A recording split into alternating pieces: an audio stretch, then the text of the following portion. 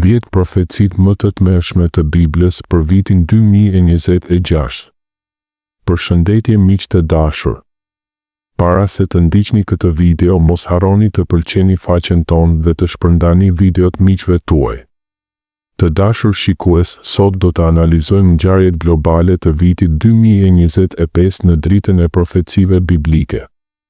Bota po përjeton trazira të papara, luftëra, katastrofa natyrore, kriza humanitare dhe tensione gjeopolitike që duken si shenja të qarta të fundit të kohërave. Sipas disa interpretuesve të Biblës, ne jemi në prag të përmbushjes së profecive që paralajmërojnë mundimin e madh. Videoja origjinale që keni parë përmbledh 10 pika kryesore dhe sot do t'i zgjerojmë ato një nga një, duke parë si ngjarjet aktuale të 2025-s përputhen me fjalën e Zotit. Qëndroni deri në fund, sepse përfundimi do të jetë një thirrje urgjente për pendim dhe përgatitje shpirtërore. Pika 1. Shkatërimi i Damaskut, Isaia 17. 1. Profecia në Isaian 17. 1 thot qartë: ja, Damasku do të hiqet nga qytetet dhe do të bëhet një grumbull gërmavash. Damasku, një nga qytetet më të vjetra të banuara vazhdimisht në botë, është paralajmëruar të shndërrohet në rënoja. Në vitin 2025, pas rënies së regjimit të Bashar al-Assad në dhjetor të vitit të kaluar, Siria ka rënë në kaos total. Izraeli ka kryer qindra sulme ajrore mbi Damaskun dhe zonat përreth, duke shkatëruar baza ushtarake, depo armësh dhe infrastrukturë qeveritare. Raportet nga tereni tregojnë se lagje të tëra në Damask janë dëmtuar rënd nga sulmet ajrore izraelite, duke përfshirë zonat rezidenciale si Maze dhe Barze. Sulmet kanë vazhduar gjatë gjithë vitit, me qindra goditje që kanë shkatëruar pallate presidenciale, ministri të mbrojtjes dhe objekte të tjera kyçe. Tensionet e brendshme sektare mes grupeve të ndryshme kanë shtuar trazirat dhe qyteti është buzë kolapsit total. Kjo nuk është thjesht konflikt politik, është përmbushje e drejtpërdrejtë e profecisë. Damasku po shndërrohet gradualisht në atë grumbull gërmavash që Isaia paratha mijëra vjet më parë. Nëse kjo profeci po përmbushet tani, çfarë do të thotë kjo për ne? Pika 2. Tharja e lumit Eufrat, Zbulesa 16:12.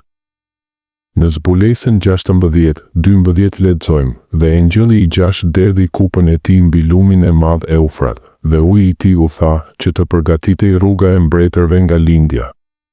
Kjo profeci flet për tharjen e Eufratit për të lejuar kalimin e ushtrive nga lindja.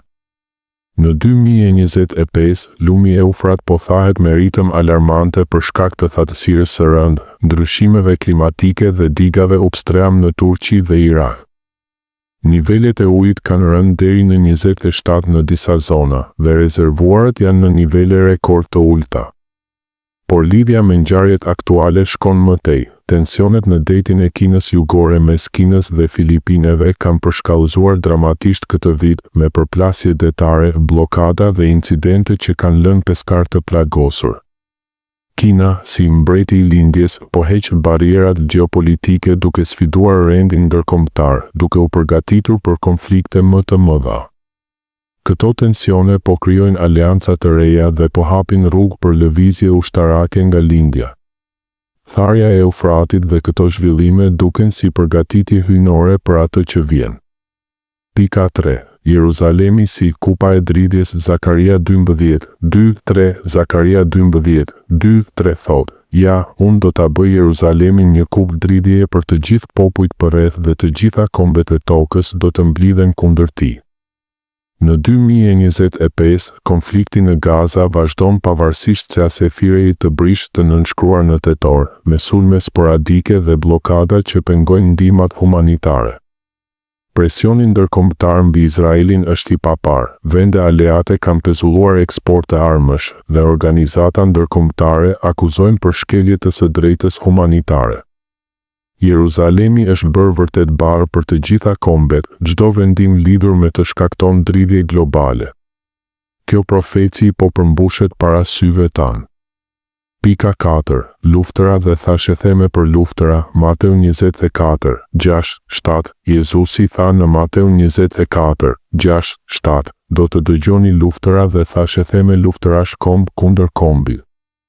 Lufta Rusi-Ukrainë ka përshkallëzuar në 2025 me kërcënime të përsëritura bërthamore nga Rusia, duke ulur pragun për përdorim armësh bërthamore. Sulmet me drone dhe raketa kanë vazhduar dhe bota jeton në hijen e një konflikti bërthamor. Këto janë shenja të qarta të ditëve të fundit. Pika 5. Shenja në det dhe val, Luka 21:25. Luka 21:25 paralajmëron, do të ketë shenja në det dhe në val me ulërim. Cikloni Alfred goditi Australinë në mars 2025 duke sjellë daudh gjigante, përmbytje dhe era shkatëruese në brigjet lindore, ngjarje e rrallë për atë zonë.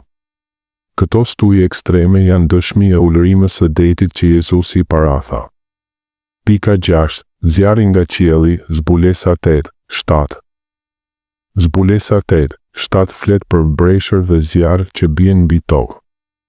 Zjarret masive në Los Angeles në janar 2025 shkatëruan mijëra shtëpi, branë dhjetëra njerëz dhe krijuan tyngë që mbuloi qiellin, si gjykim hyjnor. Pika 7. Mrekulli në qiell dhe tokë, Joeli 2:30.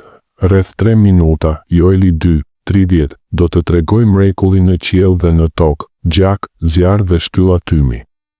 Tërmeti 7 ballë në Myanmar në mars 2025 shkaktoi shtylla tymi dhe shkatërime masive, shenje e qartë.